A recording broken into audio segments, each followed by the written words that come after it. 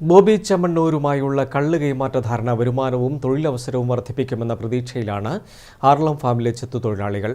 ഫാമിൽ നിന്നും ഉൽപ്പാദിപ്പിക്കുന്ന കള്ള് ഏറ്റെടുക്കാമെന്നാണ് ബോച്ചെ തൊഴിലാളി യൂണിയനുകളുമായി ധാരണയായത്.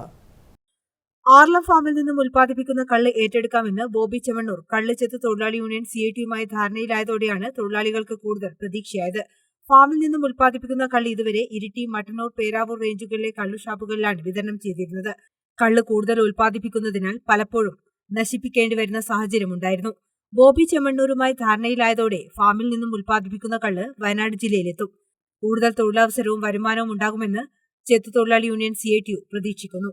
ഇരിട്ടി റേഞ്ച് കള്ള് ചെത്ത് തൊഴിലാളി യൂണിയൻ 550ഓളം തെങ്ങുകളാണ് 6 മാസത്തേക്ക് കള്ള് ചെത്തുന്നതിനായി ഫാമിൽ നിന്നും പാട്ടത്തിനെടുത്തിരിക്കുന്നത്.